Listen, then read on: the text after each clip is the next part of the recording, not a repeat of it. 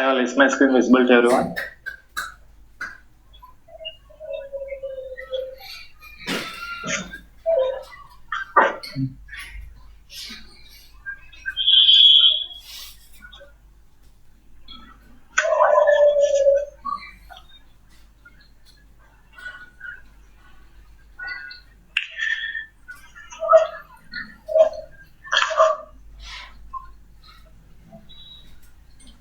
Alright.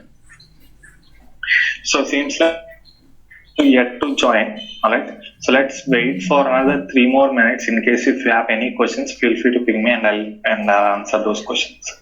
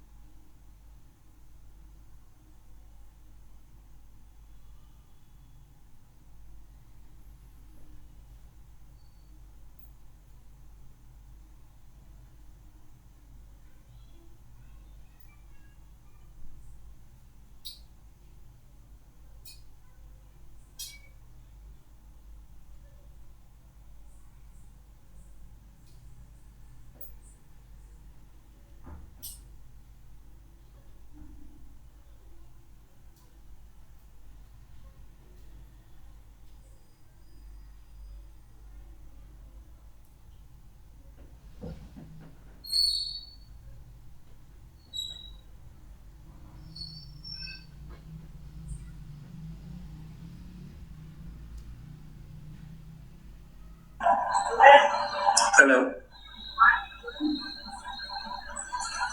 Thank you for calling Season Ma'am. My name is Jane. May I have the reference number for your application, please?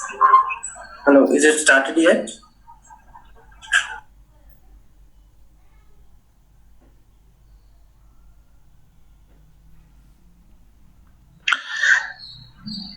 I will just give one more minute since there is some process that is pending. Let's give one more minute for everyone to join. We can start at 7:45.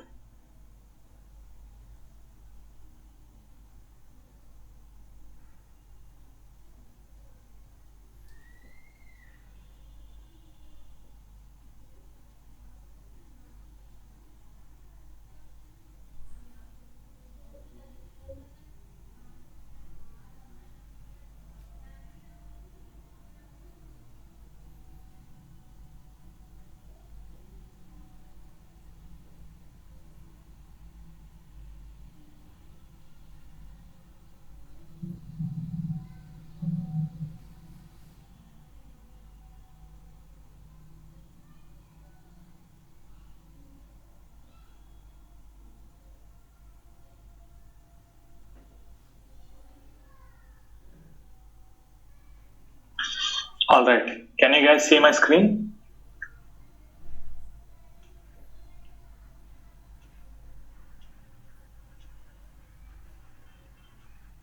Awesome. In the last class, we have seen what is a process builder and how it is advantageous or how it is having more capabilities compared to the workflow rules, right? In today's class, what we are going to look at is we'll understand or we'll compare the workflow rule and a process builder. All right.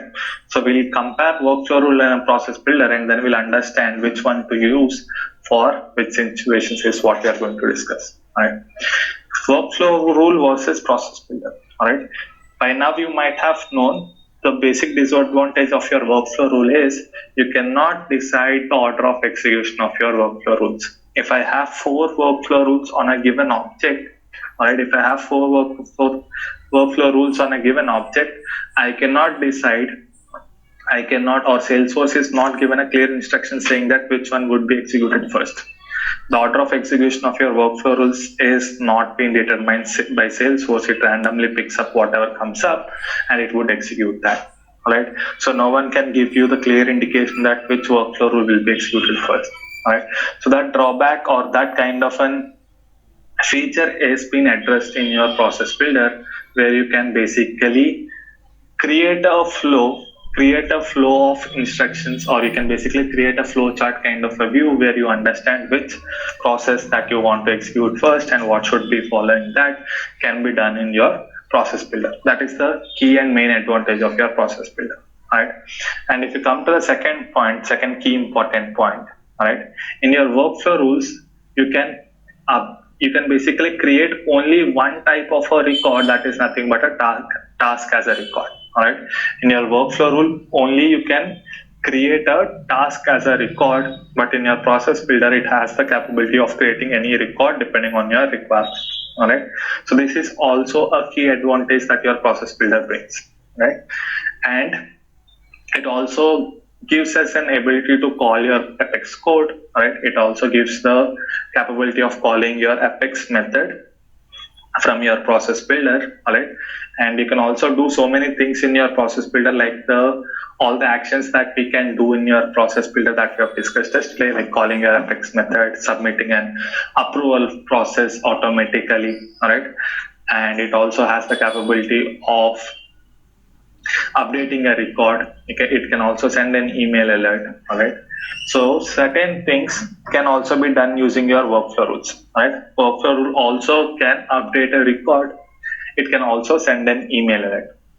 If you are given a situation, where you need to decide which one you need to pick, that is where you can ask this question yourself, saying that is there a simple scenario that I'm dealing with, is there is a complex scenario that I'm dealing with. All right, you can just ask this question so that you will get to know which one to be used. If you have a similar functionality between your workflow rule and a process builder, that is where you can ask this question yourself, saying that the question can be like this: is there a simple scenario that I'm trying to create, or is it a kind of a complex scenario, or a scenario which had multiple changes in it? Right? If the answer is yes to it, if you have a multiple scenarios or a complex scenario that you have to deal with, that is where you can go ahead with.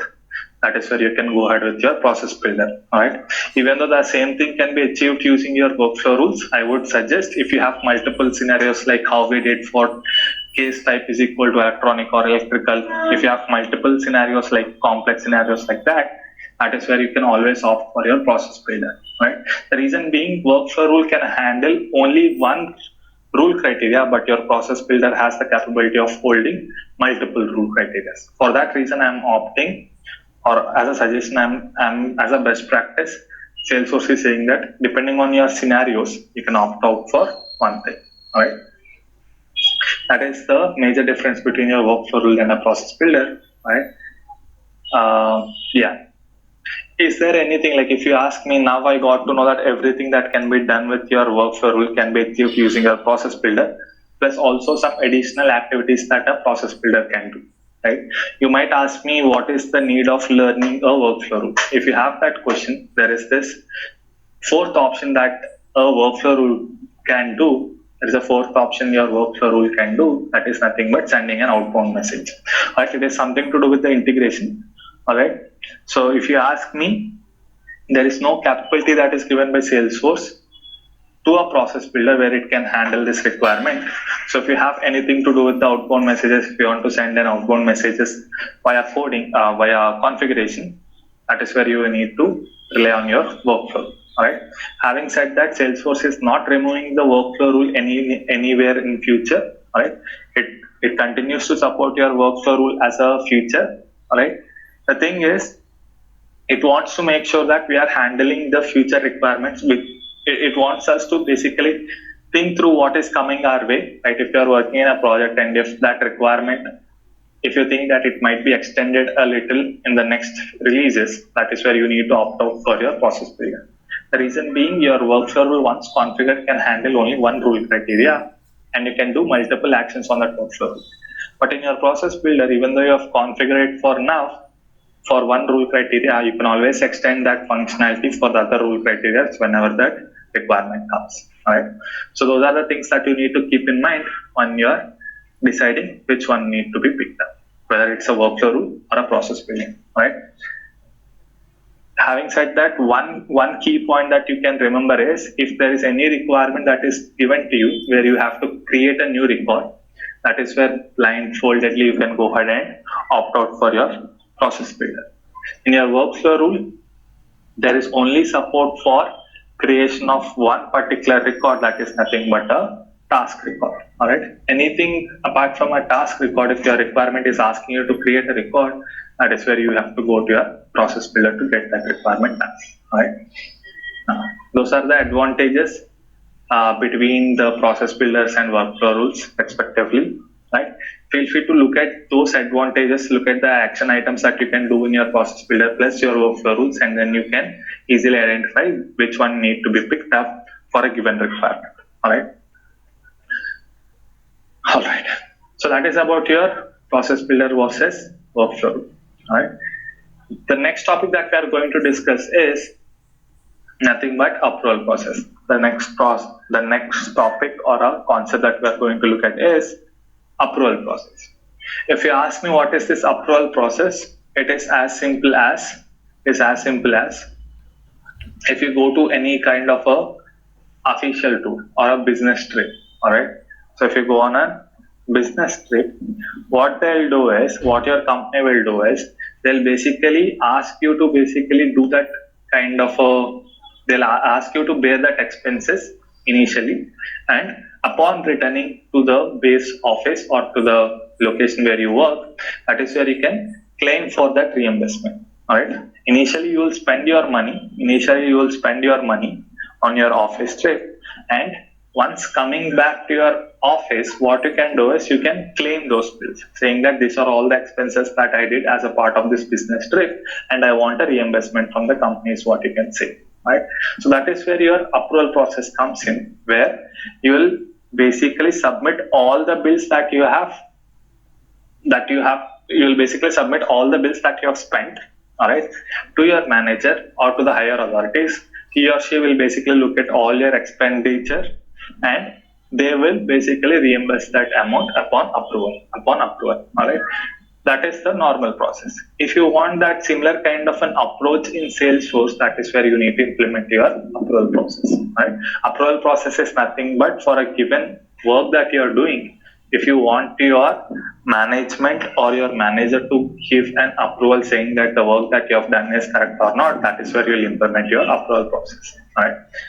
As simple as that. If you want your manager or the people above him to approve your work, that is where you'll use your approval process. If you ask me where exactly we use this approval process in real-time scenarios is, in case if a technician is using very costly product, if the technician is using a costly product, all right, so the manager wants to basically review that product that he is going to use so that he or she is not using a product which might not fix that issue, right?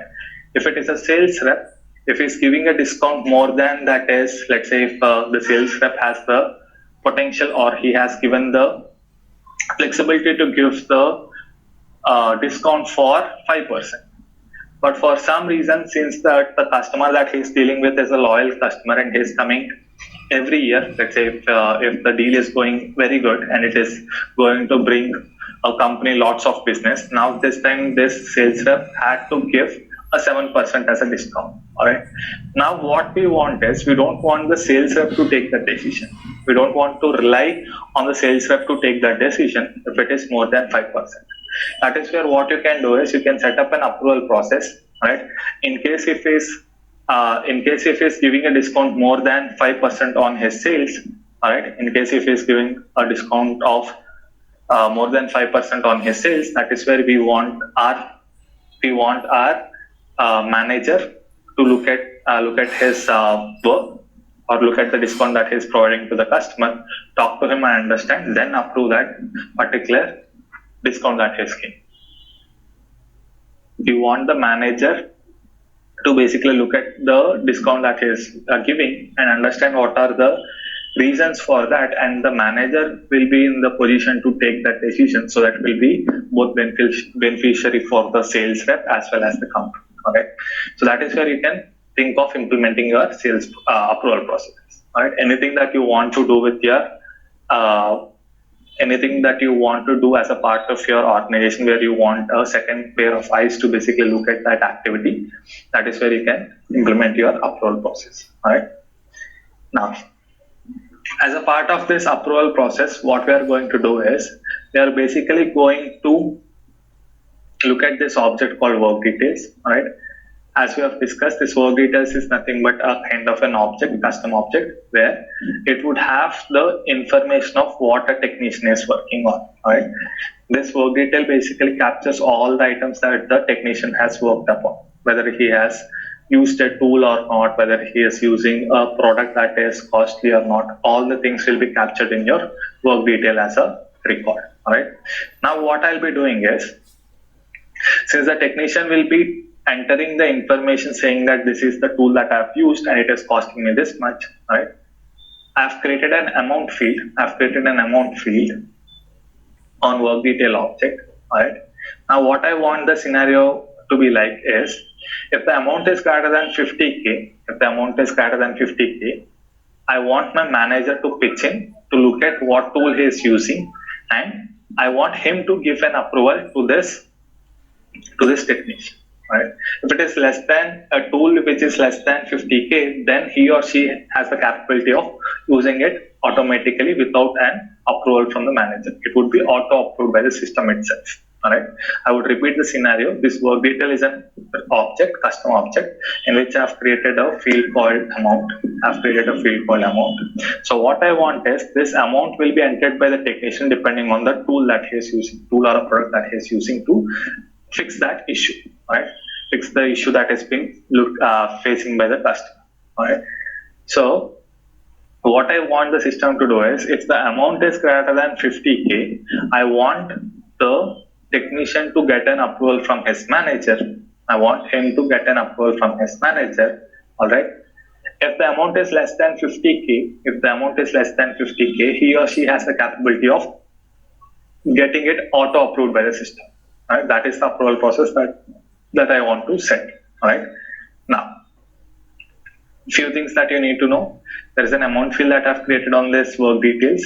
Alright, and there is this status called approval status pick list that I've created. Alright, so we'll understand what exactly this will do. We'll understand what exactly this status field will do.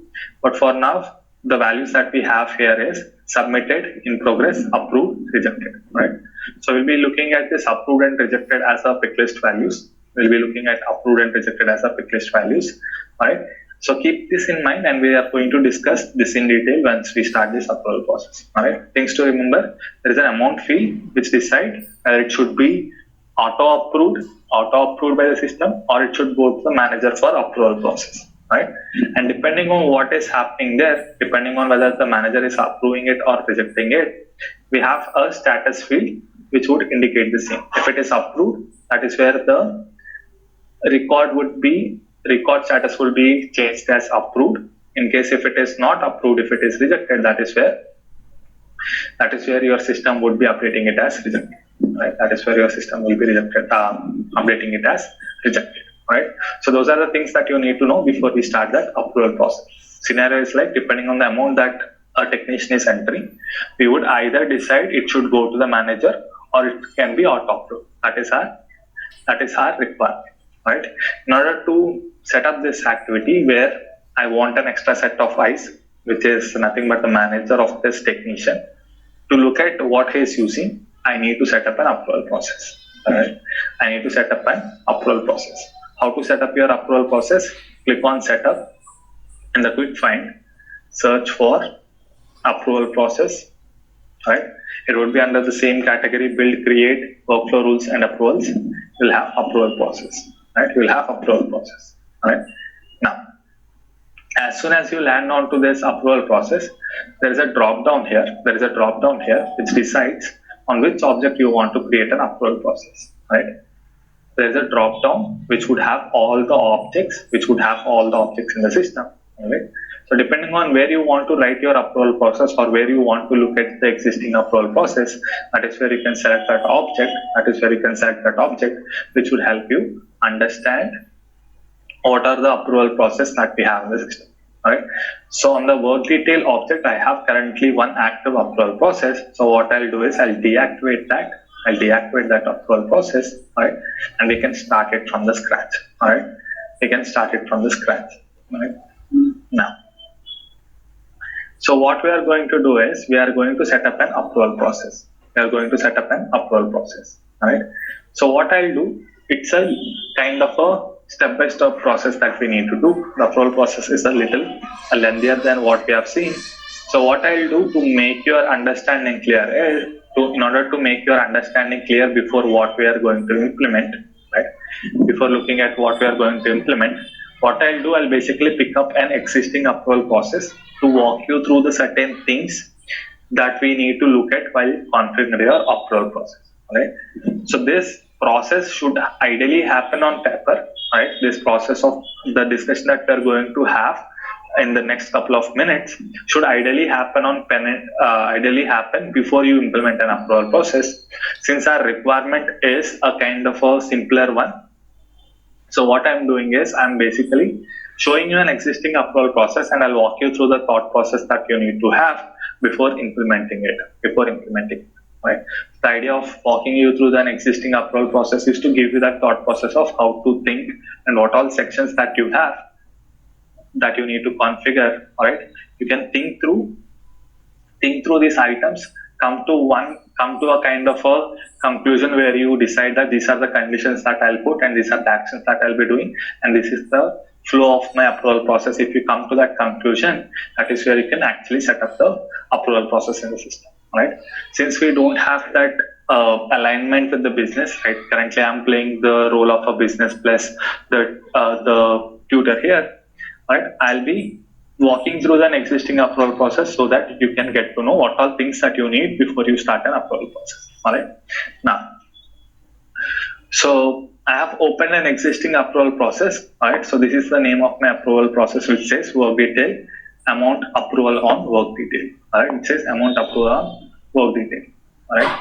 So the first section of your approval process talks about process definition details. It is asking me what is the process definition details. In that section, what we have is we have the name of our approval process. And there is a unique name which would be generated from your process name, which would basically take all the spaces, replace them with a underscore, and that would happen. It would check for any existing approval process with the same name. It would throw an error if it is a match. If not, it would save that information. Right. So we have a description field where we can basically enter the information to let the other developers know why exactly we have created this approval process. Alright, these all things we have been seeing this. We have seen these items for quite a long time in our admin section. Right, here is the actual part where we need to start our approval process discussion. Right, so what exactly it says? It says entry criteria. So what exactly this entry criteria talks about? It basically gives a condition to Salesforce indicating what all records needs to enter this approval process. Alright. So I would repeat, this entry criteria basically gives a condition to Salesforce. Alright, so that it understands what all records it needs to process. Right. So as per my requirement, what all records need to be processed? I want records to be entered into the approval process if there is an amount value that has been entered. If the amount value has been entered in the system, right? So that is where I am telling the system, take those work details which is having amount greater than 0. Right. So there is no point of taking work details which doesn't have any amount value. Right. If the amount is 0, that means the technician has not used any tool or a part for his action of fixing the issue that has been raised by your end customer. Right? If the amount is 0, that means he has not used or replaced any item from the client's location. Right? He is not changing any product. He might be just doing the service there. Right? He might be just cleaning, or he might be just putting some distilled water if it is a battery or something. Right? He'll be just doing the basic activities, which might not be a costlier one for the organization. Right? So if he is entering a value greater than 0, that is where I want the work details to be entered into this approval process. Right? When should you approve? If some amount has been entered in this amount field, that is where you need to take it into an approval process. So that is why I'm setting the entry criteria as amount greater than 0. This criteria defines which all records needs to be processed in this approval process. Right? Now, the next setting that we have here is record editability. It says record editability. So what exactly this record editability means is there is an option that is given to us as an admin to configure. That is nothing but once a record is submitted for approval process. Let's say if I have created a record and I've entered some amount and I've basically submitted it for approval process. We'll understand how to do that. For time being, let's think that we know the process of how to submit that record to our manager. We know how to submit that record to a manager. Now system is asking us who should edit that record, who should have the capability to edit that record. Alright. So that is the setting that we have configured here. I'm saying only system admin should have the capability of editing that record once the record has been submitted. Right? So that is one setting that we have here. Now, post that, what we have here is, so upon basically a user, let's say user 1 is submitting a record to your manager. Alright. So user 1 has a manager M1. Right? User 1 is submitting a record to a manager, asking him to approve this or review that record that he is submitting. Right. Now, how will manager will get to know that there is some activity that is pending with him? Right. Now, as a user 1, he has done his work. All right. Let's say if I am the user and one of you is a manager, I've basically created a record and entered some information and I've submitted to you. Right. Now, how will you get to know that there is a person U1 is submitting a record to M1? Right. M1 would have so many things. Under M1, there would be so many people working. he might need to talk to multiple people, and he might not have the time to look at what exactly each user is doing, right? So that is where system is giving us a capability to alert him with an email alert, right? Just like how we have built an email alert in our workflow rules, system is asking us to basically use a template to send an email alert to your manager who is waiting for, or who is basically the person who needs to review the record that has been submitted for his approval process, right? So here is an option where you can basically select the template that you want to use to alert your manager whenever there is some activity that is pending from his side, right? Now, who are the initial submitters record, or this field basically talks about this configuration which says initial submitters is about. Now, I was talking about I have submitted that record for approval process, right? This initial submitters is the section where you can decide who can actually submit that record. Does all the users have the capability of submitting that record, or only if you want to identify when these people need to submit a record for approval process, you can decide in this section, right? So the reason why we are going through all the settings here is because when you are setting your approval process, you need to have all these values, or you need to have all these values or the information ready before you implement an approval process, right? So that is why I'm walking you through this one, right? In case if you are setting up any workflow rules in your project, this all information you need to get it from your business, right? It's all information that you need to get it from your business, right? What is the template that I need to use? If there is no template, then you have to create that template. If you don't have an entry condition, you have to come up with an entry condition saying that this all record needs to be processed, all right? So you can double check that with your business, all right? Now that is the initial submitters section, right? Coming to the right hand side of this approval process, what we have is we have this active checkbox which decides whether this approval process is being used or not, right? Now, so far we were discussing that I'll be submitting a record for my manager, but so far I have not told you where to configure that setting, right?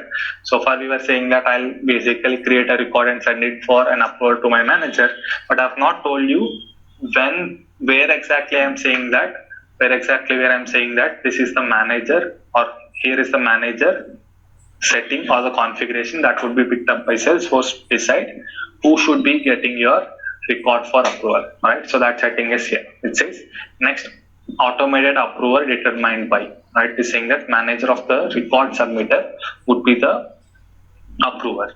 So the person who has the capability to approve a record depends on the person who is submitting that record. It depends on the manager of the person who is submitting that record. I would repeat, the person who has the eligibility to approve a record depends on the user who is submitting that record.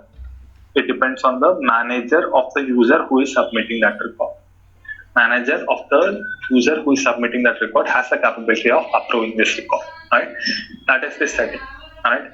Now, there is also one setting which says, just in case if a person has submitted that record, now he has identified there is some issue with the record that he has created. Let's say he has entered some wrong information on the amount sheet, right? Let's say he has entered some wrong information on the amount sheet. Now he wants to basically correct that. Right? So you as an admin, you can decide whether you can give the capability to recall that record. That means he wants to take back that record from the approval process, edit that information and submit it again for approval process. If you want to give him that control, you can check this checkbox where he or she will be able to recall that record from the approval process. He can change that information and submit it for approval process. Right? So those are all the settings that we have in this first section, which says process definition detail. Right? So these are all the things that you need to have in mind before you implement an approval process, right? Now, we have a second section, right, where you can define what all actions that needs to happen when a record is being submitted for approval, right? Now, First section is basically to do with what all records needs to be processed, who can submit that record, and who can basically approve a record, and how we are basically alerting the person who needs to approve a record with an email alert. Those are all the settings that we have done so far. Right? This section basically talks about those things: who can submit a record, what is the entry criteria, how will the approver will get to know via email alert what is the template that you are going to use, right? Who can edit that record, whether he can recall that record or not, right? So these are all the settings that we have done. If I scroll down, there is a second section which is similar to what we have seen in our workflow rules, which is nothing but action section, approval action section, right? What exactly we have here is we have an initial submission action. All right. So what we can do here is we can basically do the certain things that we have done in our workflow rules. That is nothing but creating an email alert, doing a field update, and sending an outbound message. Like I've said, this is something to do with the integration. Right. For now, we can focus on email alert and field update. All right. Now, what exactly this section talks about is, as soon as the record is being submitted for approval process, what are the things that you want to do? What are the things that you want to do is what this section is talking about, right? The first thing that we want to do is we want to lock that record. We want to basically lock that record. Why? Because as soon as the record is being submitted, if that record is not being locked, that means if the user can still continue editing that record, your manager would be approving the record for, let's say, 60,000. But this fellow, being a smart guy, he'll change that amount value to 70,000. Right? He'll keep on changing, but manager would be confused on what to basically review. Right? He'll keep on changing the value, and manager would be confused on what is the right amount that he basically wants the approval for. All right, he'll be confused on what is the exact amount that this fellow wants an approval for. All right, so that is why what we are doing is, or what Salesforce is doing is, it is locking that record. Right, it is locking that record, and just by saying record lock, what it says is lock the record from being edited. It locks the record from being edited. Right, that is the first thing that we can do as soon as a record is being submitted. Right? This is a by default action that Salesforce does for us, so that no additional edits will happen on a record once it is submitted. Right? That is your first thing. Right? Now, in case if you want to alert that to your end user, in case if you want to let him know that the record has been actually submitted, you can always leverage the field that we have created, which is nothing but a approval status, where you can set that field to submitted for approval. Right, so there is a status field that we have seen. Right, in case if you want to let the user know that this record has been submitted, that is where you can update the status to that is where you can update the approval status to submitted when a record has been initially submitted for approval process. How you can do that? Just by leveraging the help of your field update that we have discussed in our workflow rules. All you need to do is click a field update and pick that field that you want to update, and you can set the status to submitted. Right? So as soon as a record has been submitted, what you can do is you can basically leverage the actions that we have on our workflow rules, right? Similar actions that we have on our workflow rules to update a field, or you can always send an email alert out to the people saying that there is something action has been happened. All right, you can let your manager know. You can let the other people also know that there is an approval that is pending. All right, that is where you can make use of your email alerts and the field update. Now, your initial submission action is done. Now, what we want, we had a criteria where we wanted auto approval from the system if the amount value is less than 50K. Right? We have discussed a scenario where if the amount value is less than 50K, we don't want the manager to basically look into that item and manually update that record. We don't want his approval here, because it is quite frequent for the company to basically invest a 50,000 product, or it's basically quite a common scenario for them where a technician can replace a amount of 50,000 product at your end user's location. All right. So just because it is a quite frequent scenario, we don't want our manager to waste his time to basically approve each and every request that comes his way, because we want to utilize the manager for a better reasons. If there is something that is more than 50K, that is where we want to send it for an approval process, right? Now, where exactly I'm setting it up? I'm setting it up in my approval steps. I'm setting up that process in my approval steps, right? So what is this section different from, how is this section different from this one is, it is a process where you're saying that, yes, a user has submitted a record and system is asking you to do certain things, or it is giving you a capability to do certain things when a record is being submitted. Now, once a record is being submitted, there are certain things that you can do. Those are nothing but your approval steps or approval process, right? So what exactly I'm doing here is, I'm saying that if my amount value is greater than 50K, in this example I have taken it as 500K, right? Amount doesn't matter. The concept here is, if the value is greater than certain amount, if the amount value is greater than certain amount, I'm asking the system to take a decision. The decision is nothing but, if the value is greater than certain amount that I've specified, then it should go to a approval for my manager. Else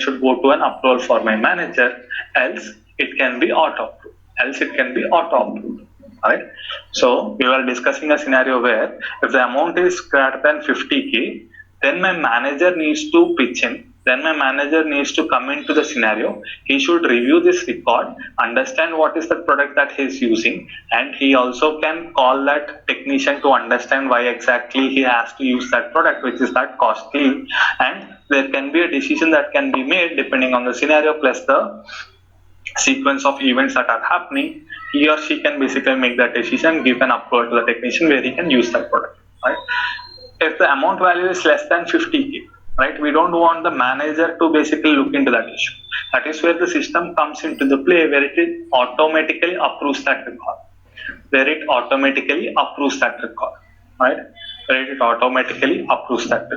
Right?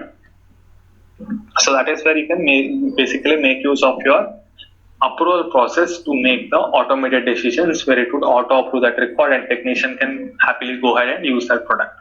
Right? Technician can happily go ahead and use that product. Right? Now, what should happen if the record has been approved? Now, what has happened? There is a condition that we have implemented. Which says, if amount greater than 50K, it should be auto. If the amount is greater than 50K, that is where it needs to go for a manager for approval. And manager has the capability of either approving that record, either he can approve that record saying that yes, this person can use this record, or he can reject that record. Either he can approve that record or reject that record. Right? If the amount is less than 50K, that is where it is automatically approved. Right? So it is automatically approved.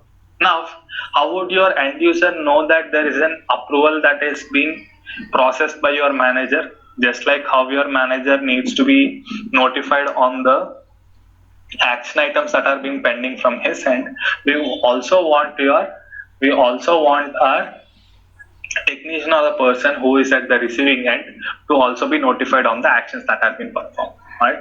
Salesforce is giving you this option where it says approval actions, which is nothing but if it is approved, you can do certain actions. If it is rejected, you can do certain actions. What are those actions? It is similar to what we have seen earlier, which is nothing but sending an email alert, updating the field, and sending an outbound message. Right? Now, as a part of this implementation, what I did was I have created a field update, which basically does a field update on this approval status. Right? So as soon as a record is been approved, what I want the system to do is, I want the system to update this field in a way that it reflects as approved. Right? So that is one thing that I want the system to do. In case if it is rejected, I am utilizing the same field, and this time what I want the system to do is, I want the system to set that value to reject. Right? So those are the two actions that I am doing depending on what is the action that is being performed by your manager. In case if you want to alert the end user depending on what is the status of your approval process, you can always create an email alert and let him know that this approval process has been either approved or rejected depending on the action item that has been taken by your manager. Right? Those are your approval steps. And last but not the least, what you can say is, you can say final approval action. Right? You can decide this final approval action is nothing but once the entire approval process is completed, what you want to do with your record. It is asking, or it is letting the system know that what should happen once a record has been properly approved by the manager or the person who is above that hierarchy. Right? You have two options where you can say that record can be kept as log. Record can be kept as log because we want to confine that user saying that this is the amount that the manager has been approved for. Let's say if he has submitted the record for, let's say, 60,000, alright, the manager has approved that amount for 60,000. In case if that record is not being locked, that means the user still has the capability of changing that field. What would happen? He or she will basically change that value to 70,000. Alright, he or she will basically change that value to 70,000. Alright, we don't want that once because it is finalized. We want to keep it as 70,000. Right, we don't want a second approval process to run. Right now. So for that reason, Salesforce is giving us two options. If the approval is done, if the final approval is done, do you want to lock that record? If you have a requirement where you want to lock that record, that is where you can do that. In case if you don't want to lock that record, you can always unlock that record. Alright.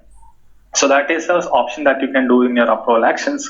Same thing happens in your rejection as well. If your record has been rejected, the record that has been submitted for approval is rejected, that is where we want the end user to go back, look at his record, and understand what exactly the item that is not been proper. Right? We want the user who has submitted the record to go back to his record and see what is that missing item. Right? He or she can also look at the manager comments that have been added. He can look at those and review his record and resubmit it for approval process. In case of rejection, you have the capability to either lock that record or unlock that record. If your organization requirement is to basically lock that record even though it is on rejection, you can lock that record. What a user can do is he can recreate another record. And enter the information properly this time, and he can submit that record for approval process. Right? So in case if you don't want to waste those many records in the system, always you can unlock that record in case of rejection. Right? So those are the things that we can do in our approval process. Since we are on the top of the hour, right, we'll basically take this exercise of implementing our approval process in tomorrow's class. Alright, to summarize what we have discussed today, we have basically gone through the theoretical points that we need to know for an approval process. Alright, as a part of that, we have opened an existing approval process, looked at all the sections that we need to configure. Alright, looked at all the things that we need to configure to basically set up an approval process. Alright, so the reason why I've walked you through is these are all the list of things that you need before you start an approval process. Right? So in real-time scenarios, if you are asked to set up an approval process, these are all the items that you need to consider, get information, conclude everything, finalize, then start implementing your approval process. Alright? It comes with practice. As soon as there is a requirement for your approval process, you'll keep asking these questions so that you know what needs to be implemented. If you have that in mind, you'll ask the right questions. In case if you don't have that kind of a practice, you have to basically go through an existing approval process, identify what all things that you need to have, and ask those questions to your business, ask those questions to your client, get that information, and start implementing it. Right? Having said that, these are all the things that we have learned in our today's class. Right? I'll open up the session for Q&A if you have anything. Right? If you have anything, feel free to drop me a question and I'll take it up. In case if you don't have anything, we can call it a day for today.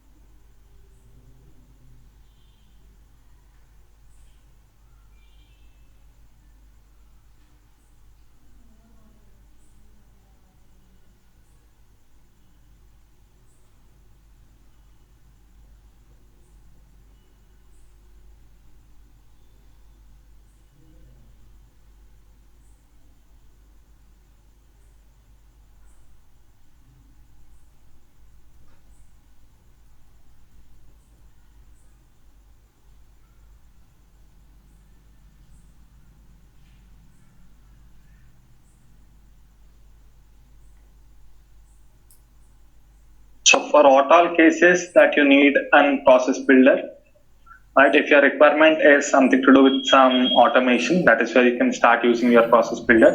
And if you want more detailed information, feel free to open your process builder and check those actions that it can do, and that is where you can understand what exactly it can do.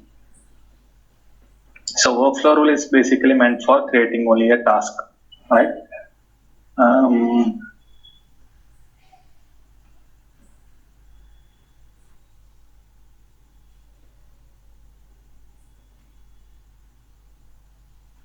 Just to answer your question, Krishna, you have only capability of creating a record that is especially a task record from your workflow. What is that I need to give as a custom name?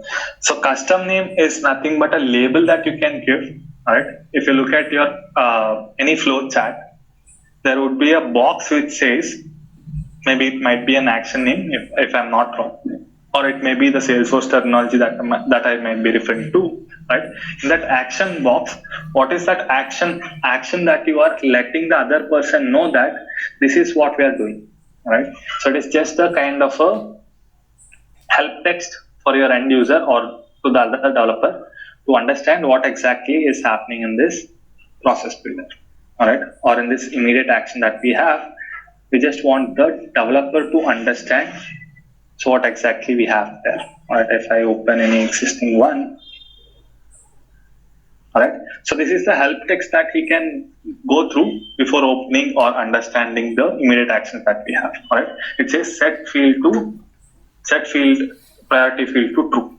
All right, set priority field to true is what I've written. All right, so it is just a kind of a info text that displays on your canvas, right? In case if you have any questions, you can always hover on this eye icon, which would basically tells you what exactly this action name is meant for.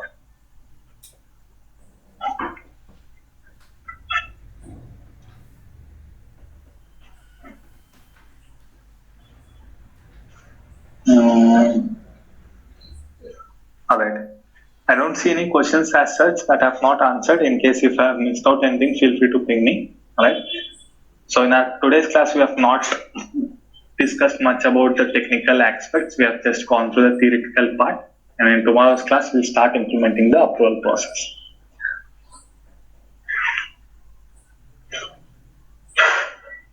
All right. I'll stay for 3 more minutes. In case if you have anything, feel free to ping me, or else we can call it a day for today.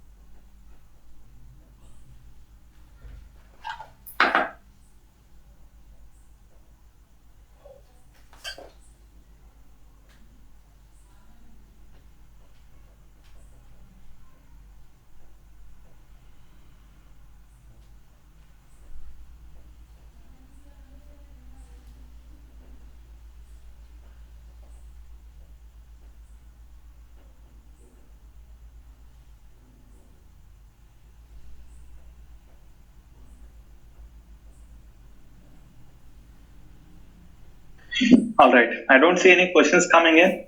I think we can wrap up the day for today and we can connect tomorrow. Thanks everyone for joining. We'll connect tomorrow.